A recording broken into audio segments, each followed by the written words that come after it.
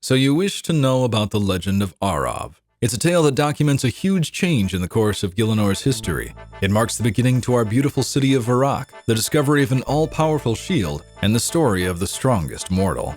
And it all started by finding a strange boy walking down a river.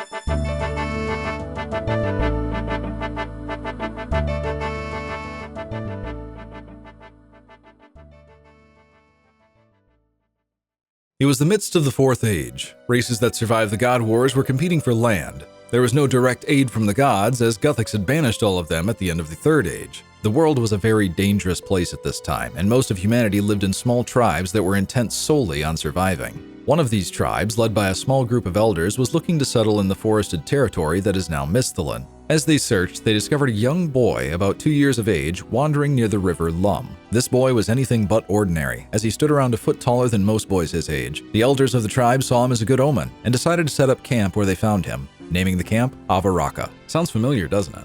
As the years passed, this tribe raised the boy as their own, teaching him how to hunt, how to fight, and how to kill. The boy was an extraordinarily quick learner. His strength and speed were equal to men twice his size and age, and the elders felt blessed that such a warrior was bestowed unto them. Some years passed by, and as the child turned 12, it was noted that the village still hadn't given him a name yet. They couldn't just keep referring to him as Child, so they tasked him to go out into the world and find a name for himself.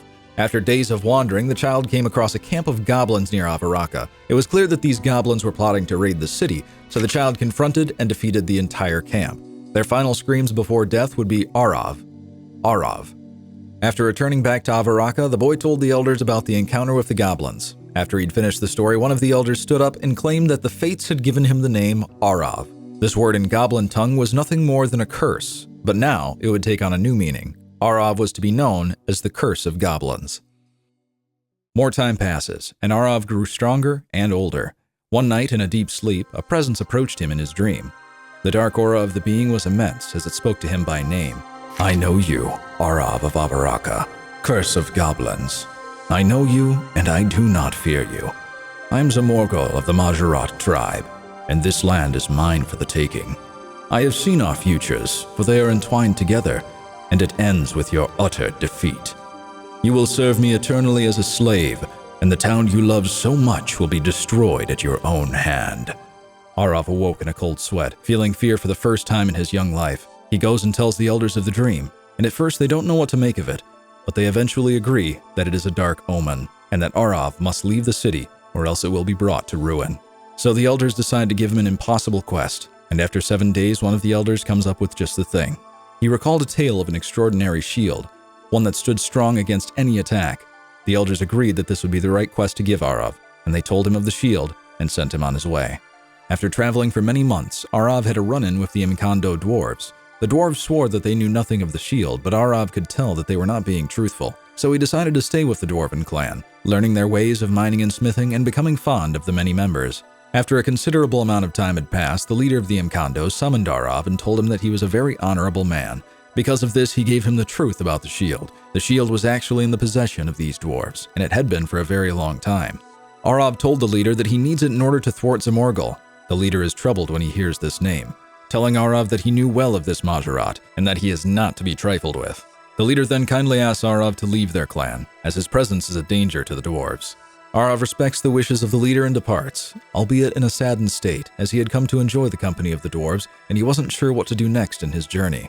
It was at this point that Arov descended into a deep sadness, knowing now that his presence was a curse wherever he went. The time passed on as Arov wandered with little to no purpose. Then one day, after killing a ruthless beast, he looked into its eyes and saw himself. Disgusted by his own self-loathing, he stood up and trekked back to his beloved home, only to find it burned to the ground. Oh my God! Is something wrong, Your Majesty? Well, I mean, this guy just can't catch a break. How do you not know the origin of your own king? Never mind. In his absence, the goblins decided to raid the city, leaving nothing in their destruction.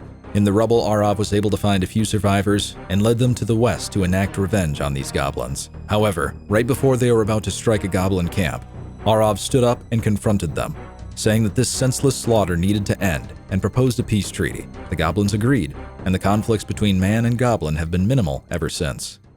Varrock was rebuilt, and after 3 summers had passed, the city was more popular than ever before. For the people, it was a joyous time. But for Arov, fear of ruin still clung to him. and after 2 more years had passed, he was once again approached by Zamorgul in his dreams. "You have failed, Arav.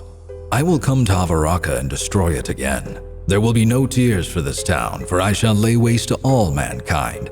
You upstarts will see the Elder's race return to claim its dominion. My legions shall blot out the horizon on all sides, and you shall be the last to see the light. This I promise you."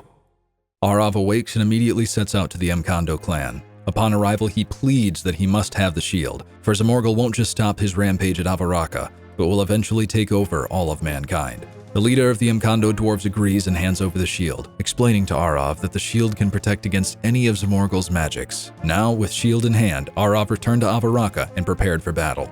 As the sun rose, a shadow stretched from one end of the horizon to the other. Zamorgul's army was here. The 2 forces clashed, Arav eventually breaking free from the battle to get towards Zamorgul. He engaged him in one-on-one combat. However, even with the shield, Arav was no match for the Majorat. Realizing that he would not be able to defeat Zamorgul, he cast the shield away in hopes that someone else might use its powers. Almost instantly, the dark forces crumbled to dust, and the fire subsided. Amongst the smoke, there was a young boy wielding the shield. Arav recognized him immediately. It was one of the Elder's sons, a man of honor and compassion, the perfect man to carry on what he had started.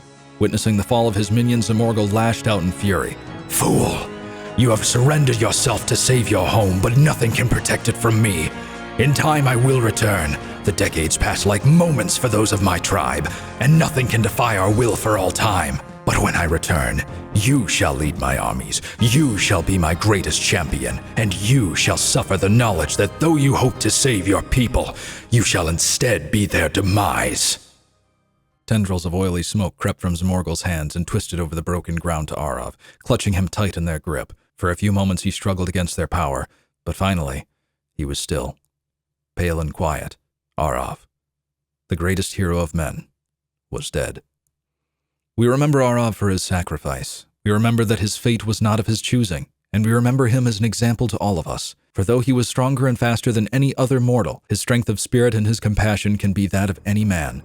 We remember Arav too, because we must always be prepared for his return, sad as it may be.